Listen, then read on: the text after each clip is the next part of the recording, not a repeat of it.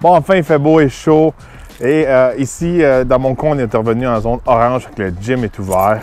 Puis, comme vous le savez, présentement, je suis en train de magasiner pour un nouveau véhicule. Fait que j'ai laissé plusieurs véhicules qui m'intéressent. J'ai pas vu l'annonce aussi dernièrement.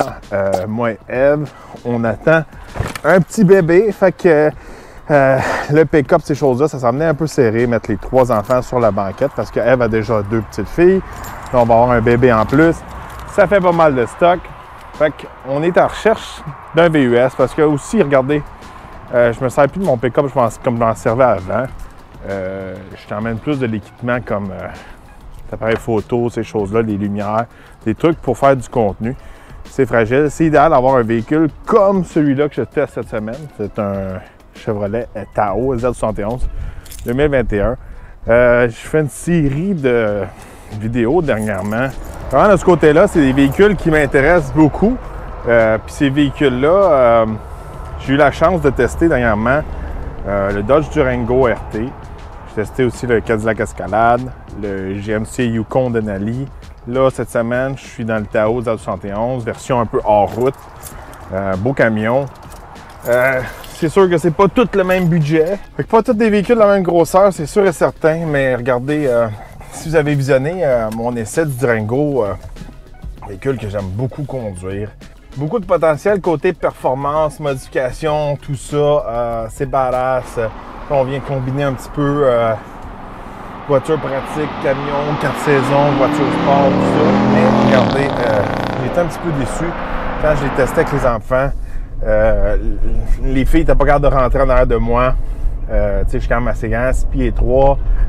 Quand je reculais mon banc, les filles n'étaient pas capables de rentrer, ils étaient vraiment coincés. Il aurait fallu que, mettons, on part en voyage, j'avance mon banc pour qu'il soit confortable. C'est un peu touché, on va se le dire aussi avec les sièges pour enfants. Là, des fois, on dirait que ils prennent plus de place à une certaine grandeur parce que leurs jambes sont droites puis ils sont pas pliés. En tout cas, je ne rentrerai pas dans les détails de sièges d'enfants. Des fois, les affaires de sièges d'enfants, ça fait pas trop de sens dans ma tête. Là. Cette semaine, Tahoe, intéressant à regarder. Le seul défaut que je pourrais dire du Tahoe que je vois présentement, il n'y a pas mon choix de moteur idéal. Surtout dans les Z71, à cause que c'est comme la version en route, il y a juste le 5.3 dedans. Je vais être franc avec vous, j'ai testé autant le 5.3 que le 6.2. Je n'ai pas encore testé le diesel dans ces modèles-là, mais avec mes tests que j'ai effectués dans le passé avec les pick-up, le diesel est vraiment économique puis fun à conduire. 5.3, c'est pas le plus performant, il est pas slow, mais je trouve qu'il est dur sur le gaz un peu. Regardez, cette semaine, je fais les mêmes chiffres, même peut-être je consomme plus que la semaine passée avec le 6.2 ou avec qu'il y avait dans le Yukon ou même dans l'Escalade, qui dit de ce côté-là, c'est un petit peu plate. Tu avais plus de pouvoir, plus de performance, plus de son, plus de tout. Puis, il y a une meilleure économie d'essence, en tout cas. C'est sûr que l'Escalade et le Denali sont beaucoup plus chers. J'aimerais ça avoir un Z71 avec un diesel ou un 6.2. Ça serait pas mal mon idéal à moi. Pour l'instant, regardez, je trouve qu'il y a une belle gueule. Pas dans la couleur que j'essaye cette semaine. C'est genre brun. Là. S'il serait noir, ce serait plus mon genre.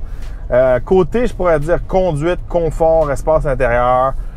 L'espace pour les enfants. Les nouveaux Tahoe Yukon Escalade sont number one, là, à mon avis, à moi. Les enfants adorent ça en arrière, on a beaucoup d'espace. Puis on n'a plus la version short comme avant, on pourrait dire. Ils ont été allongés, puis c'est pas trop long. Regardez, quand on tombe dans un Suburban, dans un Yukon XL ou un Escalade ESV, je trouve que le véhicule est un peu long, il fait un petit peu autobus, puis il est moins beau de l'extérieur. De ce côté-là, j'ai pas vraiment besoin de autant d'espace que ça. Je considère vraiment ces produits-là. Je suis pas trop dépaysé non plus de mon Sierra AT4. Puis si vous n'êtes pas au courant, j'ai vendu mon Sierra AT4. C'était le bon temps, je pense. La personne qui a acheté mon camion, c'est une personne qui exporte les véhicules aux États-Unis. Je pense qu'il y avait beaucoup d'intérêt aux États-Unis pour mon camion. J'ai eu le prix que je voulais. En fait, je vais vous le dire, j'ai vendu mon camion en 2 jours là, avec mes réseaux.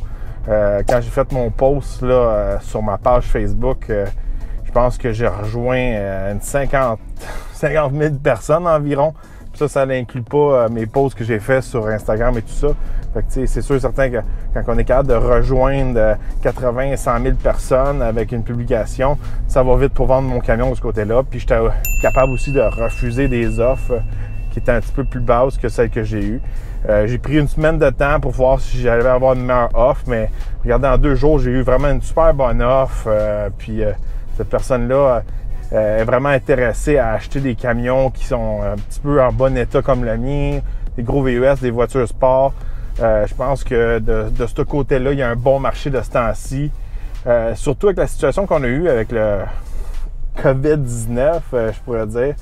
Je pense que les gens se préparent à passer un été chez eux et non voyager ces choses-là. Je pense que le budget voyage de plusieurs personnes va aller plutôt dans une voiture, dans un camper, des activités un petit peu ici, je pourrais dire, puis c'est comprenable. C'est pour ça aussi que des véhicules comme celui que je conduis cette semaine, un Tahoe, Yukon, ces choses-là, sont très recherchés. On peut emmener notre famille, on peut emmener des bagages, on peut tirer une remorque, on peut faire plein de choses. Ils sont extrêmement recherchés actuellement et tout. Là, ces véhicules-là, aux États-Unis, les concessionnaires peuvent demander un premium sur ces véhicules-là. Fait que c'est pour vous dire comment ils sont recherchés. Puis même moi, regardez, j'ai pas pris ma décision encore, mais c'est sûr et certain que ces produits-là m'intéressent beaucoup. Puis j'ai beaucoup de difficultés présentement à trouver le modèle que je veux avec l'équipement que je veux selon mon budget. En fait, il faudrait que je commande mon véhicule, alors il faudrait que je sois patient d'attendre un 3 à 4 mois. Puis en plus, il y a des restrictions. Fait que, il y a des trucs que genre, là tu peux pas avoir le diesel avec tel et tel package. Là, tu peux pas avoir le groupe remorquage avec tel et tel modèle. De ce côté-là, c'est un petit peu compliqué. Puis aussi, quand on vient qu'on a choisi un peu le modèle, mais on peut pas avoir vraiment le modèle qu'on veut. De ce côté-là, ça rend un petit peu plus les choses difficiles. Puis des fois, comment je pourrais dire, on peut considérer d'autres véhicules aussi quand à un moment donné, on commande le véhicule puis on va peut-être le recevoir quasiment à l'automne ou on n'a pas vraiment le modèle qu'on veut. Des fois, si on veut avoir le véhicule tout de suite, il faut considérer d'autres choses. Fait que les produits GM, de mon côté, il y en a plusieurs d'entre vous qui sont convaincus que je vais m'acheter quelque chose du genre. C'est incertain, je pourrais dire, à cause de cette situation-là. Ils sont très durs à commander. Le véhicule que je veux est dur à trouver. Il faut que je fasse vraiment des grosses recherches. Alors, c'est pour ça que je considère les options. Le Durango est un peu éliminé, malheureusement. C'est sûr, j'aurais aimé ça avoir un Durango Hellcat. Je pense qu'à cause qu'ils sont limités, il aurait gardé vraiment bien son prix. Mais de ce côté-là, c'est sûr et certain, ce véhicule-là est hors de mon budget. Quand on tombe dans les 130 000, 120 000 et plus, c'est cher, là, regardez. C'est beaucoup d'argent. Puis surtout, même si un Durango a un côté collectionneur, ça prend pas beaucoup de gaz. C'est un véhicule qu'on va utiliser tous les jours. Même peut-être qu'on prévoit tomber en un véhicule. Auparavant, je roulais 3 véhicules. J'avais mon Raptor, ma Mustang. Elle avait son véhicule. Dernièrement, on avait 2 véhicules. On avait le Sierra puis l'Escape. Là, peut-être qu'on va tomber à un véhicule. Fait que de ce côté-là, c'est sûr et certain que si on a un monstre là, de 700 chevaux, puis moi, je me connais, là, je le tunerais pour qu'il y en ait 1000. Ce serait pas... il serait plus trop daily, je voudrais dire. Alors, j'ai d'autres options aussi de ce côté-là. Jeep vient juste de dévoiler leur Wagoneer et Grand Wagoneer. Je trouve très beau le Grand Wagoneer, mais il part à 100 000, là, avec 0 équipement. De ce côté-là, il est hors de mon budget aussi. Même chose pour l'escalade. J'adore l'escalade, mais l'escalade que j'aime, tout noir, sport, tout ça, ça monte à 130 000. C'est dur sur le budget. Peut-être que le Wagoneer viendrait dans les options que je pourrais considérer. Mais par contre, je pourrais dire, je ne sais pas c'est quand ils vont vraiment arriver en concession de ce côté-là.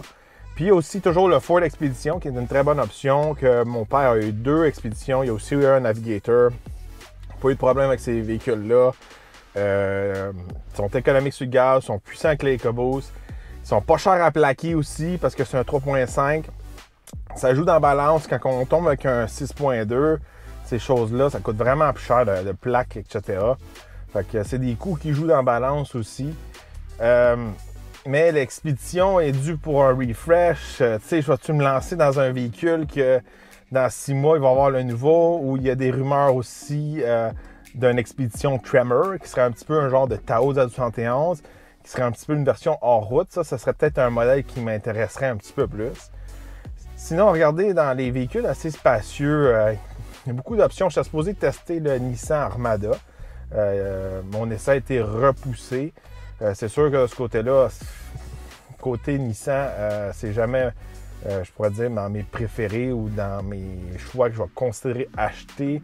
C'est des véhicules que j'aime avoir à l'essai, mais acheter, c'est différent, surtout camion, parce que mon père a déjà eu un Titan, puis je l'ai eu pendant un bout de temps, puis c'était un véhicule qui...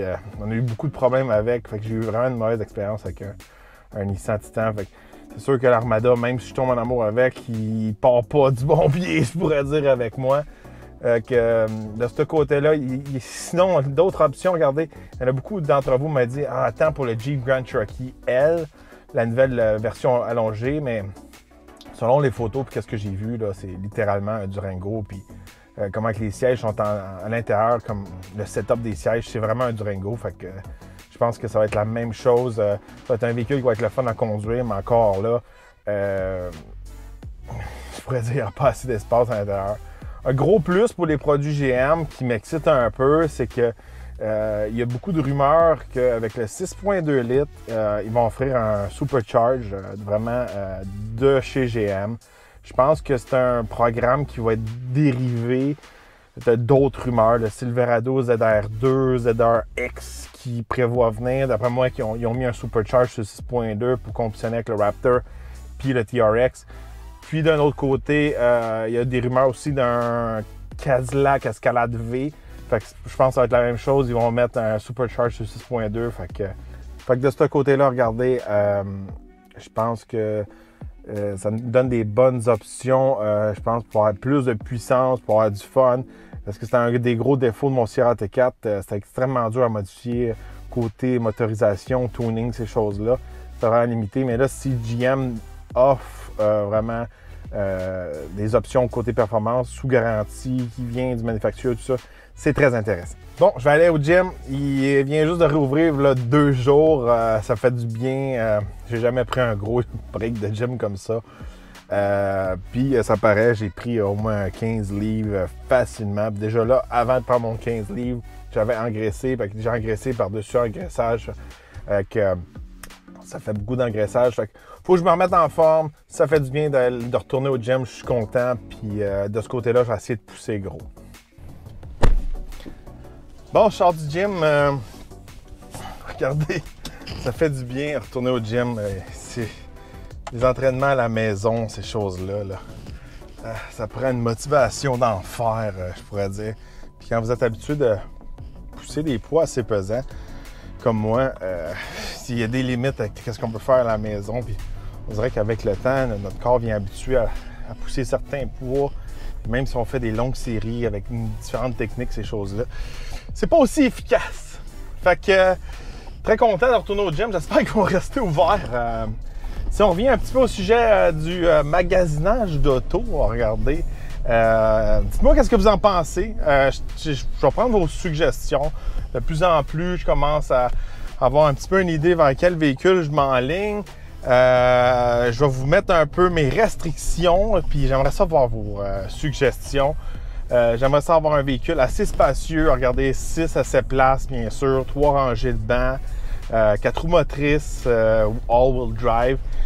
Ici où ce que je vis, c'est un Moss. Malheureusement, je peux pas avoir une propulsion, surtout aussi pour aller porter les enfants à l'école. Eve va conduire le véhicule la moitié du temps, fait que c'est sûr et certain que ça prend un 4x4.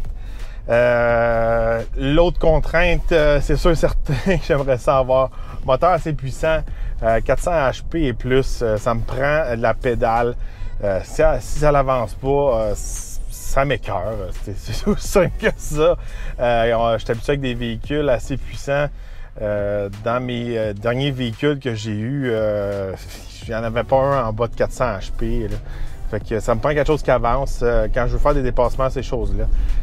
Ça me prend ça absolument. Fait que j'attends vos suggestions. Dites-moi par quoi que vous pensez. Il y a peut-être un véhicule que j'ai pas pensé ou peut-être une option aussi usagée. C'est sûr, je regarde beaucoup du neuf présentement. Peut-être que vous avez une option assez magique du côté usagé que j'ai pas pensé.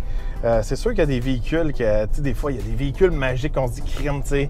Si ça me prendrait pas ci ou ça. Tu sais, j'ai regardé un film l'autre soir, il y avait un Cadillac CTS-V Wagon. C'est comme, c'est tellement cool ça. Mais regardez, des fois des véhicules comme des Mercedes E63 AMG, il y en a des 4MATIC, ces choses-là, mais c'est très cher. Puis encore une fois, c'est rien qu'un 5 places. Ça vient assez serré avec 3 enfants. Là. Regardez, surtout avec la coquille, tout ça. C'est pas trop le fun si on veut partir en voyage, en road trip. Puis aussi, amener du stock. Regardez, c'est important pour moi d'avoir du cargo quand que je veux emmener plusieurs choses avec moi. Je veux emmener du matériel, ces choses-là. Puis aussi, c'est un véhicule que j'utilise aussi pour filmer quand on fait des rolling shots qu'on appelle sur la route. Fait que c'est important. Fait que j'attends vos suggestions. Quel est le parfait véhicule pour moi et Eve? Mettez ça dans les descriptions. Puis on se retrouve dans un prochain vlog.